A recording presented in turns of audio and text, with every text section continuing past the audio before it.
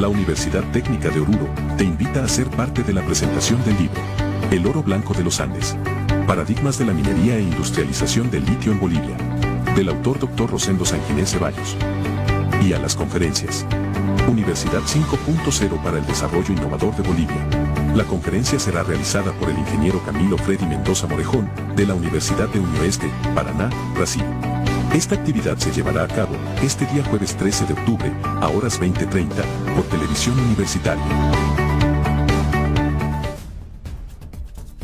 ¿Cómo están? Muy buenas noches, amables televidentes. Vamos a dar inicio a un programa especial, tomando en cuenta que la Universidad Técnica de Oruro conmemora 130 años de aniversario y precisamente dentro de una de las actividades es este programa especial para que usted pueda conocer en cuanto a la presentación de un material intelectual, además de importantes proyectos de investigación. Tenemos a esta hora de la noche la presencia del rector de la Universidad Técnica de Oruro, ingeniero Augusto Medina Celi Ortiz. También nos acompaña a esta hora de la noche el ingeniero Zacarías Villazón González, director de la carrera de Ingeniería Química e Ingeniería de Alimentos. Además nos acompaña el ingeniero Julio Sanginés Ceballos, hermano del autor del libro El oro blanco de los Andes. Vamos a iniciar este programa especial precisamente dándole la bienvenida. También el rector hará el agradecimiento correspondiente. Gracias.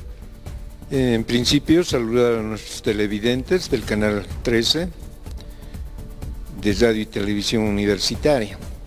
Saludar aquí al ingeniero Zacarías Villazón, quienes han venido trabajando conjuntamente varios docentes, principalmente la carrera de Ingeniería Química dependiente de la Facultad Nacional de Ingeniería, en un tema muy importante que actualmente da mucha esperanza al departamento de Oruro, como es la explotación del litio.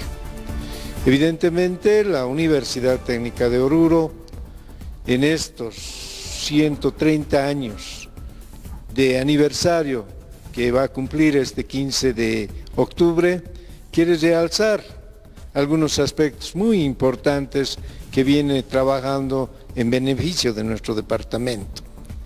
Cabalmente, el día de ayer, estoy seguro que el departamento de Oruro ha conocido de un hecho trascendental del cual ha sido parte la Universidad Técnica de Oruro, como es la entrega de un anteproyecto de ley para la explotación de litio. Esa iniciativa ha sido liderizada por un exalumno que actualmente es parte del Senado Nacional, como es la ingeniera Mary Choque, como también la Sociedad de Ingenieros de Bolivia, que ha dado un respaldo y obviamente no podía ser de otra manera que la universidad, a través de sus técnicos profesionales en el área y también con el concurso de los distinguidos abogados, ha podido cristalizar este anteproyecto de ley que, de acuerdo a la expresión del representante del gobernador, será puesto a consideración del presidente del país. También esta mañana hemos sido testigos y hemos participado en el aniversario de una de nuestras carreras o facultades, como es la Facultad de Derecho, Ciencias Políticas y Sociales, que también cumple y los 130 años y es la fundadora de nuestra universidad. Por eso es importante relevar esa su participación, que en este momento están en el desfile correspondiente. Sin embargo, creemos que la universidad, a través de este medio de comunicación, quiere hacer conocer estos trabajos que han realizado nuestros grandes representantes, embajadores en otros países, donde están el ingeniero Sanginés, el ingeniero Camilo Mendoza, quienes nos representan con todo su conocimiento en diversos ámbitos del mundo. En ese sentido, creemos que es importante ponderar esta labor del ingeniero Sanginés, Rosendo Sanginés, quien está pendiente de los avances que tengamos en la explotación de nuestro litio en el departamento de Oruro. Evidentemente hay tareas conjuntas que venimos haciendo con el ingeniero Camilo, que es representante de la Universidad de Unioste del Brasil, con quien se está trabajando también en el desarrollo de las patentes para un adecuado tratamiento del litio y poder hacer y aplicar íntegramente en lo que nos corresponde como el salar de Coipasa. Creemos que a través de estos dos embajadores podemos mostrar la calidad de formación de nuestros profesionales dentro de las diversas facultades que son dependientes de la Universidad Técnica de Oruro. Finalmente, invitar a toda nuestra población para que podamos seguir realzando los 130 años de fundación de la Universidad Técnica de Oruro y aprovechar también para hacer llegar un cordial saludo, un fraternal abrazo, tanto al estamento docente, al estamento estudiantil y a los administrativos, que sigamos trabajando conjuntamente nuestra población y atender sus máximas necesidades como la Universidad Técnica de Oruro, porque entendemos que la universidad vive de los recursos que nos asigna toda nuestra población a través del Tesoro General de la Nación. En ese sentido, el día de mañana está previsto el acto académico en la mañana y el día sábado muy cordialmente invitamos a toda la población de la ciudad de Oruro a ser partícipes de la entrada estudiantil para poder seguir mostrando que no solo la universidad está en lo que es la cuestión del estudio, la formación de buenos profesionales, también queremos ser parte de realzar nuestras tradiciones departamentales, nuestro fabuloso carnaval, que es una muestra que los estudiantes quieren mostrar que tenemos en el departamento de Oruro y en el país el mejor carnaval a través de esta entrada universitaria. Y muchas gracias por su atención. Vamos a continuar con este programa especial y precisamente al ingeniero Zacarías Villazón González. Ingeniero, buenas noches, bienvenido al programa. Muchísimas gracias, muy buenas noches. Un saludo muy fraternal a todos los televidentes. Nuestra Casa Superior de Estudios esta noche se honra conferencias magistrales y saludar en primer lugar aquí a nuestro señor rector. Vamos a tener una brillante exposición del doctor ingeniero Camilo Freddy Mendoza Morejón.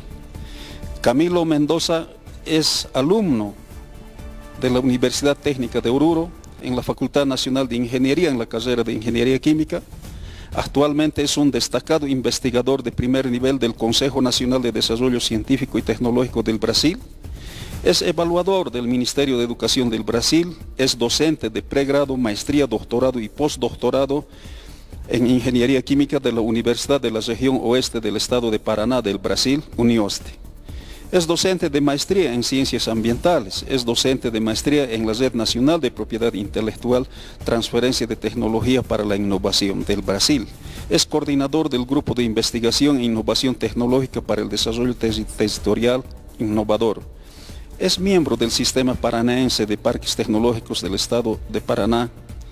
Como se verá, es un orgullo tener a un orureño triunfando en la ciencia y alumno de nuestra Universidad Técnica de Oruro.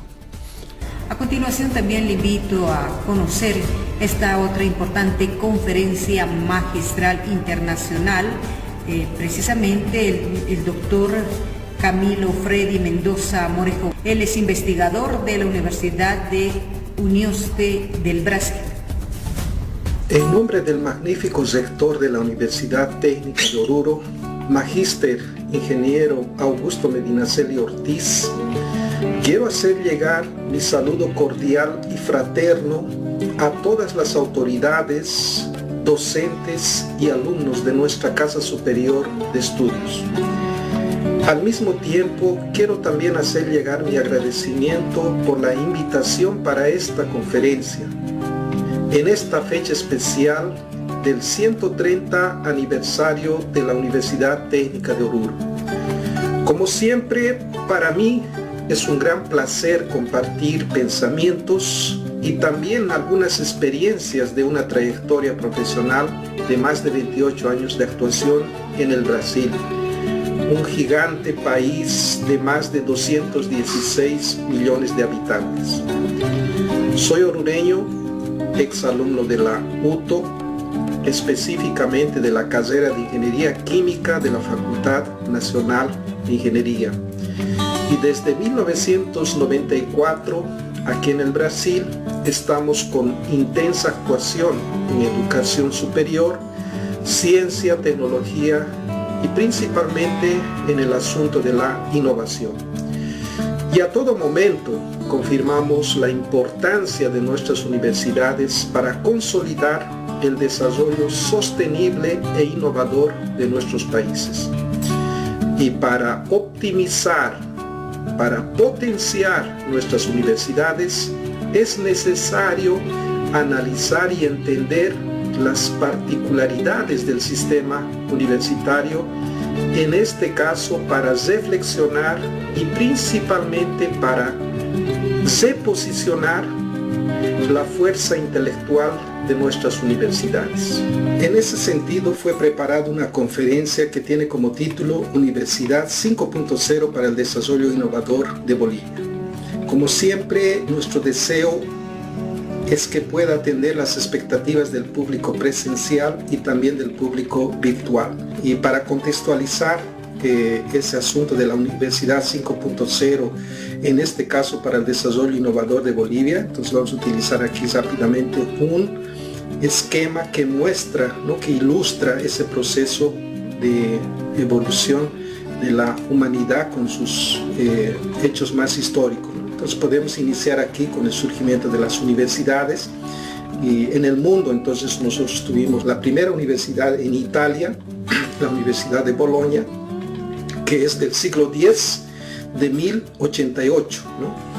Y en América, 463 años después de la primera universidad, entonces en Perú, surge la Universidad de San Marcos, que es de 1551, ¿no?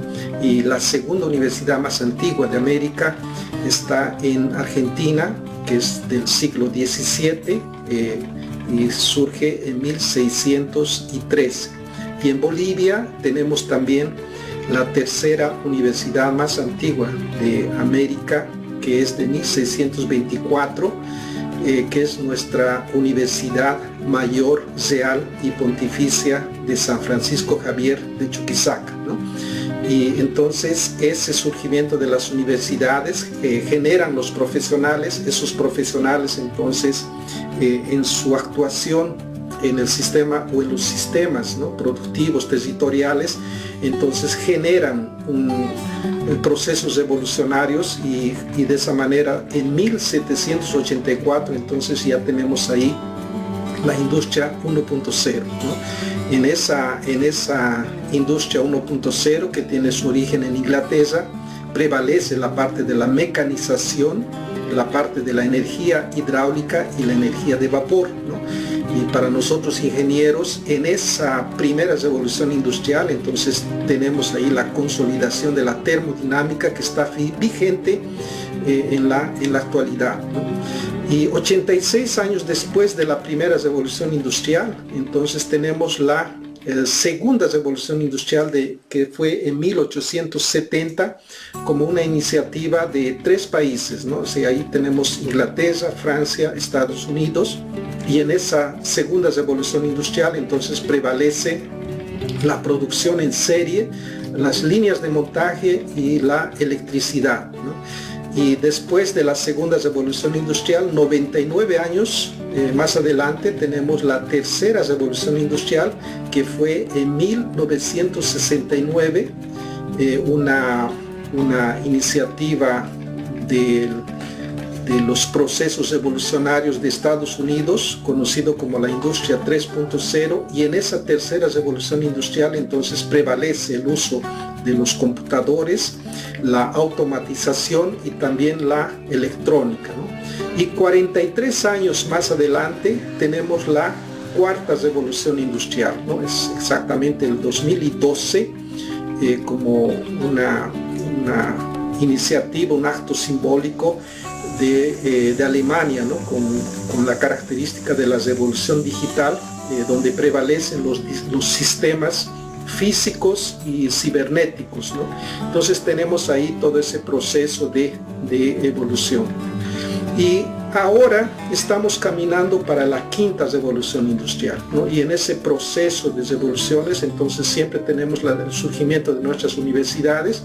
En el caso de la Universidad Técnica de Oruro, entonces surge 22 años después de la segunda revolución industrial, exactamente en 1892, y justamente en esta época estamos conmemorando el aniversario de los 130 años de nuestra universidad, y que también desde 1892 viene formando profesionales que en cada proceso revolucionario entonces exige también que pueda actualizarse y que tenga que también reposicionar su característica en la formación de profesionales con actividades de extensión, con actividades de investigación y con actividades también de innovación, ¿no? Y justamente ese proceso revolucionario es fruto del acceso a algunas tecnologías que cada vez más están siendo popularizadas, y ahí tenemos, por ejemplo, el surgimiento de varias herramientas. Yo me acuerdo en 1994, cuando llego al Brasil, solamente teníamos los computadores, y los computadores tenían algunos paquetes, ¿no? Que solamente permitían trabajar con algunas herramientas más de manera limitada, y justamente en 1998 tenemos el surgimiento del Google, y a partir de 1998 con el Google entonces tenemos el acceso a las informaciones de manera instantánea, ¿no? Y después, del punto de vista de la comunicación, en 2004 tenemos el surgimiento del Facebook, ¿no? El 2002 tenemos ahí una red de los profesionales, en su mayoría está dentro del LinkedIn, y ahí tenemos el 2005, ¿no? El surgimiento del YouTube o el Reddit. YouTube como una herramienta poderosa que permite también facilitar ese acceso a la información. Y ahí tenemos el Twitter, el 2006, y tenemos también el WhatsApp, el 2009, como una herramienta de comunicación poderosísima, y también el 2010 una otra herramienta, en este caso el Instagram y el Pinterest, y también el 2011 tuvimos el Snapchat, y tenemos el 2013 como una alternativa al WhatsApp, el Telegram, que también está vigente, y el 2016 entonces el TikTok, ¿no?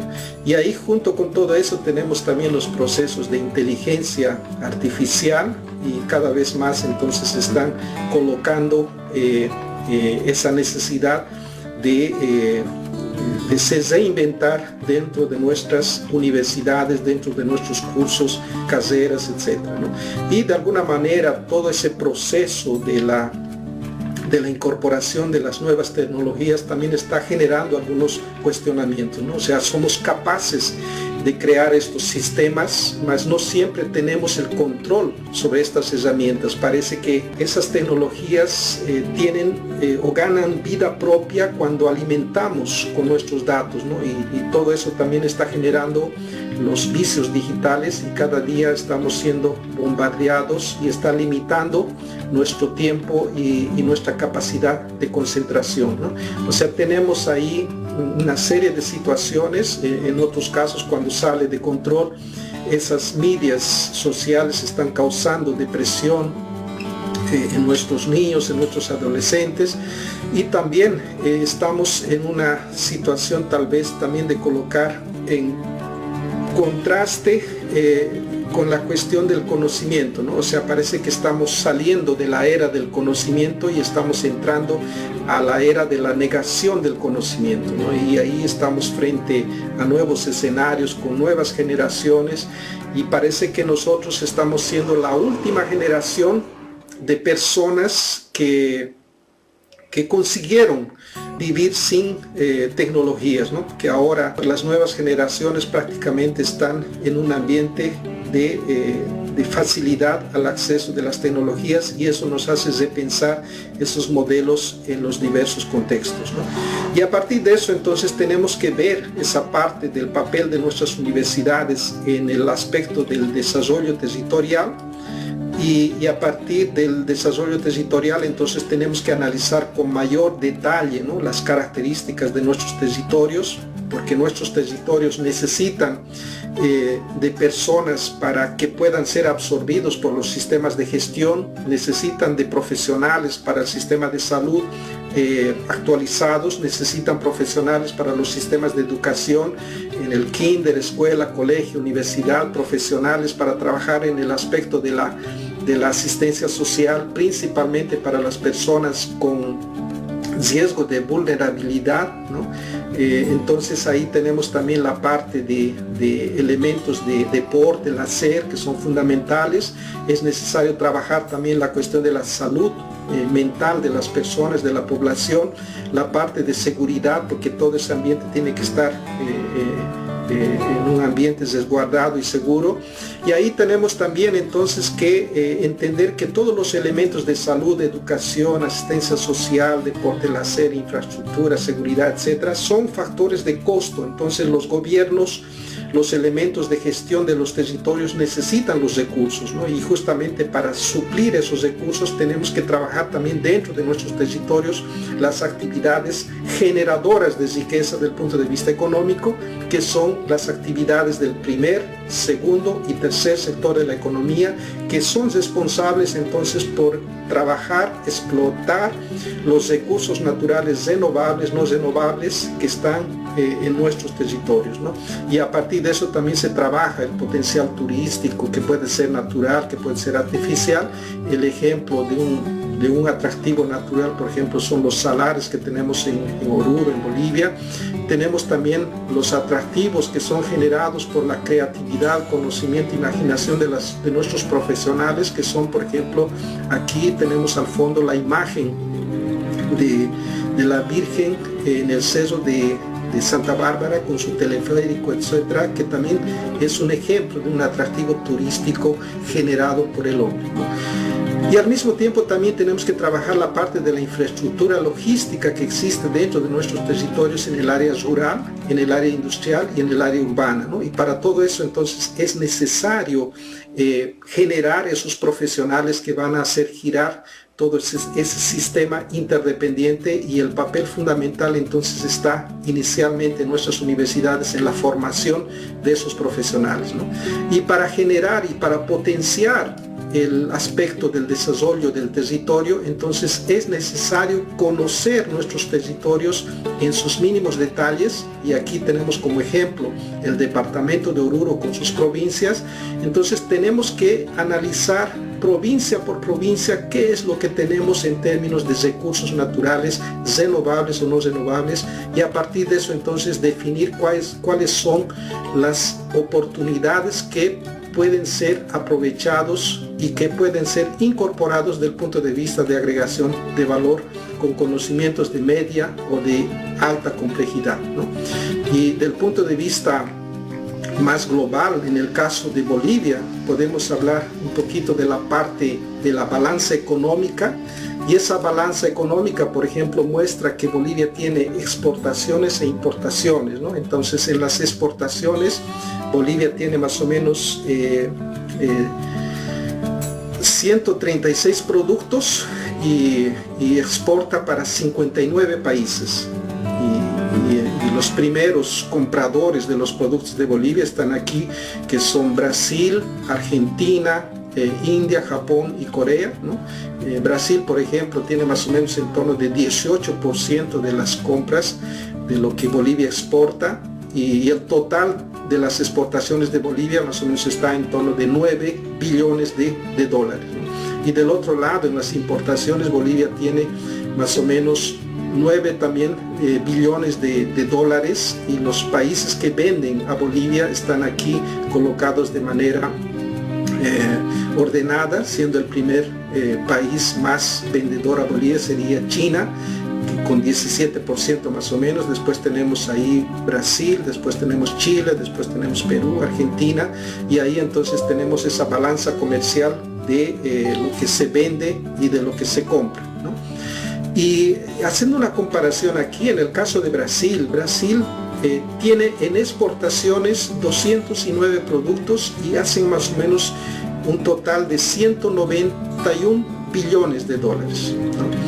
En cuanto Bolivia exporta 9 billones, Brasil está exportando 191 billones. Y en cuanto Bolivia está importando 9 billones, Brasil está importando 140 billones. Entonces ahí nosotros también podemos ver el tamaño de nuestras economías en relación a nuestros países.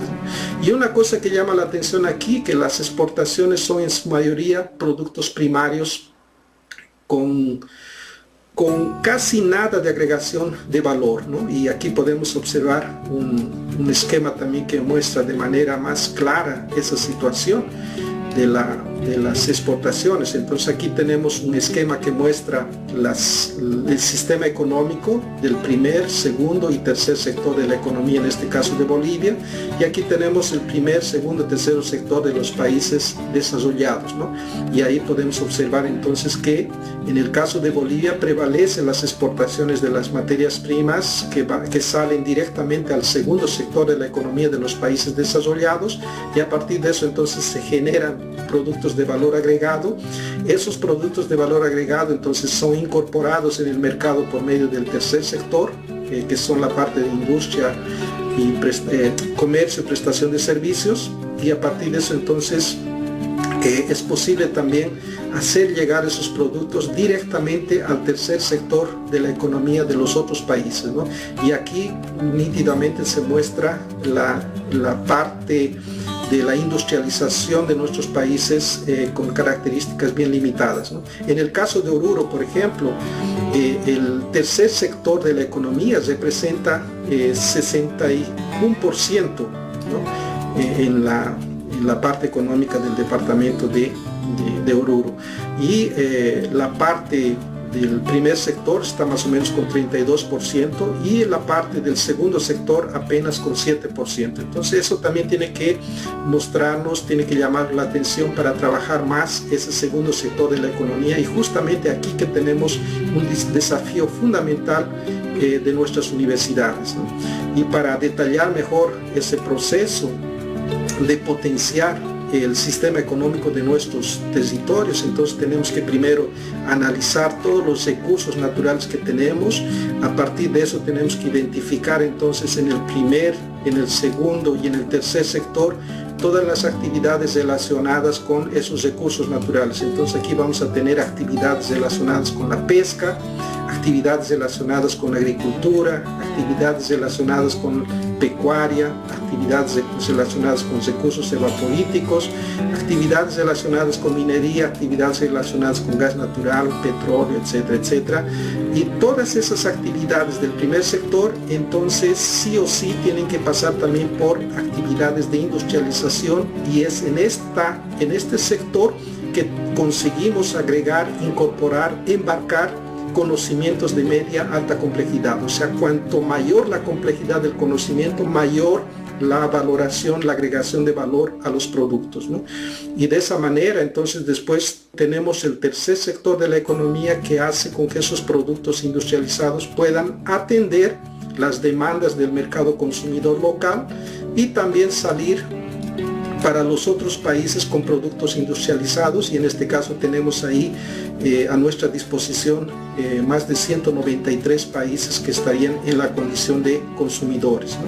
Y en ese proceso entonces es el papel fundamental de nuestras universidades, ¿no? En el caso específico de la UTO, ¿no? Desempeña un papel fundamental, conforme ya fue mencionado, principalmente en la formación de profesionales, y ahí tenemos entonces las 7 facultades con más de 30 carreras, y ahí tenemos la Facultad de Derecho, tenemos la Facultad Nacional de Ingeniería, tenemos la Facultad de Ciencias Económicas, Financieras y Administrativas, tenemos la Facultad de Ciencias Agrarias y Naturales, tenemos la Facultad Técnica, ¿no? Que trabaja con con las carreras específicas también del punto de vista técnico, como construcciones civiles, química industrial, mecánica industrial, automotriz, etc. Y tenemos también aquí la parte de arquitectura y urbanismo, ¿no? En la facultad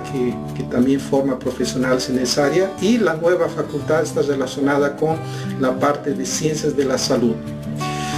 Y de esa manera, entonces, en nuestros sistemas universitarios, prácticamente hasta la cuarta revolución industrial prevaleció, o está prevaleciendo todavía en menor intensidad en la actualidad, los elementos técnicos, las competencias técnicas, ¿no? O sea, en nuestras universidades siempre se enfocó la parte técnica, y en este último tiempo, entonces, se está también trabajando la necesidad de incorporar otro tipo de competencias, ¿no? Las competencias comportamentales, las competencias humanas, que es necesario también en nuestros profesionales, ¿no?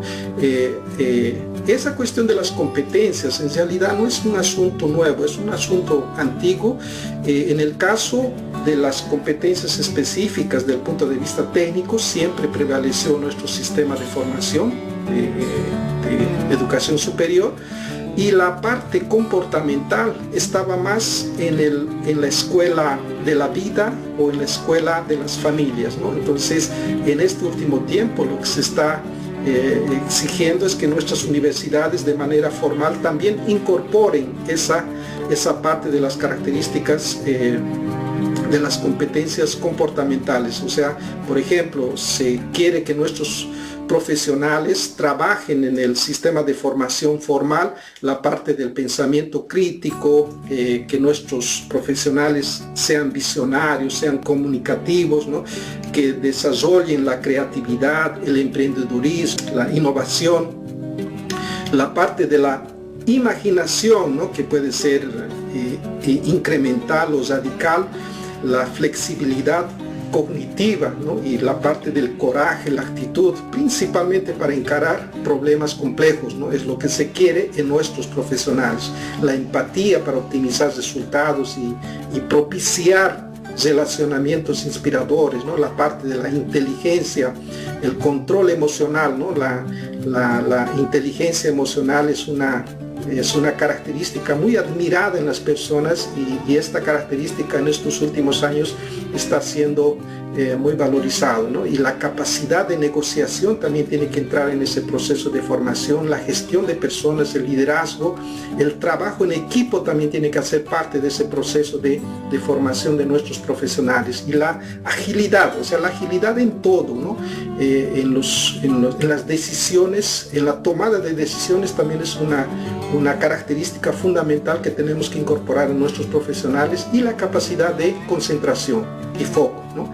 Entonces, son elementos que en el presente y en el futuro van a tener más valor, ¿no? Porque esas cuestiones más técnicas, con todas sus características, cada vez más están siendo absorbidos por la inteligencia artificial, ¿no? Procesos repetitivos cada vez más están siendo absorbidos por la inteligencia artificial, y ahí entonces tenemos un gran potencial en las otras características comportamentales que habíamos mencionado anteriormente, que cada vez más se están haciendo necesarios para incorporar en nuestros procesos de formación. Y a partir de eso, entonces, decir también que esas competencias no son elementos nuevos, ¿no? Las competencias siempre existieron, ¿no? Porque apenas es lo que estamos, repito, trabajando la incorporación, la formalización de esas competencias comportamentales, socioafectivas dentro del sistema de educación superior, ¿no? En el ámbito mundial, la formalización, la incorporación de esas competencias en el sistema formal de las universidades, escuelas, colegios, etcétera, ocurre en la década de 90 más o menos. En el Brasil, ese asunto ya fue trabajado en 1998, y a partir de 1998 entonces ya estamos incorporando ese proceso en las escuelas, colegios y también en las universidades por medio de las DCNs, ¿no? De las directrices nacionales curriculares que enfocan esa cuestión de las competencias en nuestros profesionales, ¿no? En el ámbito de la formación del capital intelectual de los griegos, por ejemplo, las competencias estaban enfocadas en 3 elementos, ¿no? Que eran la gramática, la dialéctica, o también conocido como lógica, y la retórica, ¿no? Se dice que la gramática está más para el poeta o para el escritor. La dialéctica o la lógica, ¿no? Está relacionado más con los ingenieros, con los pensadores, por los filósofos, los investigadores, y la retórica está más para los líderes, para la parte política, donde tienen que tener esa facilidad de comunicación, ¿no? Más del punto de vista general, podemos decir que las competencias no son nuevas, las competencias siempre existieron desde el surgimiento de la humanidad, ¿no? Y cada vez en ese proceso del surgimiento de las nuevas universidades, siempre se trabajó ese asunto de las competencias, y ahí podemos tal vez decir que existieron o que existen 4 competencias básicas, ¿no? Las otras son consecuentes. Las 4 competencias básicas que todos nosotros tenemos que trabajar en nuestros sistemas de formación son, primero, el saber leer, el saber escribir, el saber contar, ¿no? Y contar no solamente desde el punto de vista de los números, sino también contar, narrar, ¿no? Y colocar, dar sentido, ¿no? A aquello que nosotros estamos leyendo y escribiendo, ¿no? Y al mismo tiempo también el saber escuchar. Son 4 competencias que tenemos que hacer prevalecer, porque en la escuela, en el colegio, hemos aprendido, tuvimos esa parte del aprendizaje, del saber leer, del saber escribir, del saber contar y del saber oír. Y en la universidad también, en la maestría, en el doctorado, continuamos con esa asimilación de esas competencias, porque tenemos que saber leer tesis, tenemos que saber leer artículos científicos, tenemos que saber leer patentes, ¿no? Tenemos que saber escribir artículos científicos, tenemos que saber escribir trabajos de conclusión de curso, tesis, disertaciones de maestría, tenemos que saber contar, tenemos que saber escuchar, y para de esa manera conseguir procesar de una manera optimizada, ¿no? O sea, el saber leer, escribir, contar y oír son las competencias básicas. A partir de esas competencias básicas es que nosotros podemos entonces tener otras competencias consecuentes, ¿no? Y en las competencias consecuentes entonces estamos hablando ahí de las competencias técnicas y de las competencias comportamentales, ¿no? Entonces ese es un asunto que tenemos que trabajar, es un asunto que merece también una atención en ese proceso, ¿no? Y ahí entonces tenemos ese desafío en este último tiempo de trabajar esa cuestión de la Universidad 5.0 en ese nuevo contexto, y ahí entonces decir que es fundamental que nuestros países, nuestros gobiernos hagan la inversión en educación, ciencia, tecnología e innovación, ¿no? Entonces, en este nuevo escenario tenemos que enfocar ese proceso diferenciado en la educación, y cuando hablamos de la educación entonces estamos hablando del kinder, de la escuela, del colegio y también de la universidad, donde estamos formando profesionales. Y en ese proceso tal vez mencionar que es importante, es un desafío fundamental identificar la genialidad de cada una de las personas. O sea, nosotros no somos iguales, cada uno de nosotros tiene sus características particulares, ¿no? Aquí tenemos el ejemplo de un conjunto de mariposas, y cada una de esas mariposas, o sea, todas son mariposas, mas cada una de ellas tiene su característica particular. Aquí también todos son alumnos, todos son personas, mas cada una de esas personas tiene sus características particulares, tiene su genialidad, y el desafío que tenemos todos nosotros es identificar y potenciar cada una de las genialidades en ese proceso de formación, ¿no? En el caso de la de la ciencia, tecnología. Entonces tenemos que también trabajar ese asunto de manera diferenciada.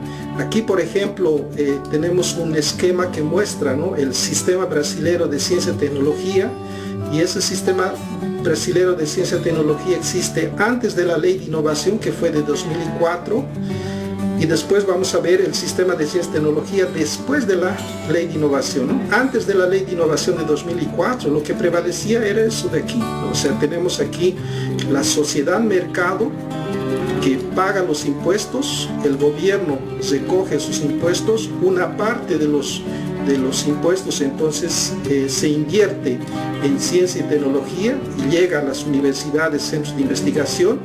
En las universidades, centros de investigación se trabaja la enseñanza, se forman los profesionales, se trabaja también la parte de la extensión universitaria, y ahí entonces tenemos también la actividad de investigación. Y la pregunta entonces que se hizo de manera bien contundente, ¿cuál es el resultado de la investigación para la sociedad, ¿no?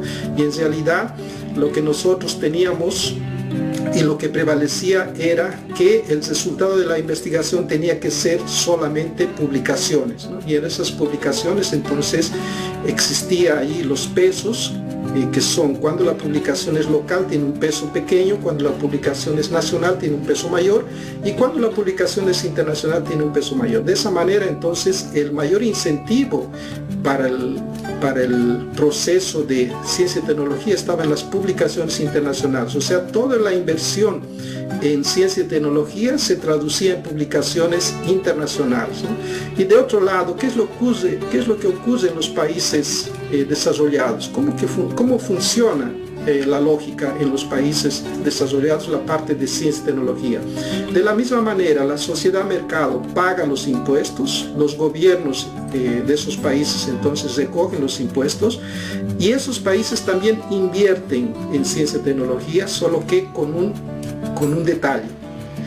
En el proceso de las universidades prevalece la innovación, principalmente para generar productos comercializables. O sea, ahí tenemos la investigación individual, grupos de investigación, núcleos de investigación, y en ese proceso entonces genera innovación. Innovación son productos comercializables que atienden las demandas del mercado, y las empresas también inyectan recursos en las universidades porque el resultado son productos que pueden atender las demandas del mercado local o también las demandas de los mercados de los otros países, ¿no? Y en ese caso nosotros en Bolivia o en los países de Sudamérica, etcétera, somos altamente dependientes de tecnologías que vienen de otros países, y justamente es por ese escenario, ¿no? Y ahí entonces una cosa que me llama la atención en nuestras universidades, por ejemplo, es que se incentiva mucho a la publicación. Y ahí cuando hablamos de publicaciones tenemos que entender cuál es la lógica de esas publicaciones. Y ahí entonces podemos observar que en la lógica de esas publicaciones tenemos algunos elementos que tienen que llamarnos la atención. Por ejemplo, aquí, cuando comenzamos una investigación, entonces estamos frente a un problema, a un desafío, y incorporamos ese problema, desafío dentro de nuestra actividad de investigación, y a partir de eso entonces podemos generar algunos resultados, o sea, son nuevos conocimientos y en muchos casos informaciones estratégicas, ¿no? Y luego nuestro sistema universitario, nuestro sistema de educación superior, entonces, entre comillas, nos obliga a publicar en revistas internacionales, ¿no? Y ahí entonces nosotros nos cuestionamos y decimos que no es normal o parece contradictorio la característica de los investigadores y también de nuestros dirigentes de nuestras universidades, de nuestros sistemas de educación superior, ¿no? Porque en la publicación encontramos una serie de problemas, porque ahí estamos literalmente entrando en la industria de las publicaciones científicas, ¿no? Esa industria de las publicaciones científicas es mayor que la industria musical. mueve montañas de dinero. Son conglomerados del sector privado y en su mayoría entonces trabajan capital trillonario que están en las bolsas de valores, etcétera, ¿no? ¿Y cuál es la lógica de ese proceso? O sea, como les había mencionado, aquí nosotros tenemos el problema, desarrollamos la investigación, generamos resultados y queremos publicar. Para publicar, los cientistas tienen que, en el momento de la publicación, ceder de manera gratuita los derechos de autor. Para publicar tenemos que traducir del idioma, en este caso del español, para otro idioma que sería el inglés, o sea, distanciándonos de nuestro territorio, de nuestra sociedad, ¿no? Y al mismo tiempo, esa publicación no es gratuita, tenemos que pagar fortunas para publicar. Y lo más interesante que cuando publicamos, ese material publicado en la revista internacional no está disponible de manera gratuita. Tenemos que pagar para acceder. Por ejemplo, aquí traje una imagen de un artículo que fue publicado en una revista internacional. Tengo como autoría junto a otros investigadores.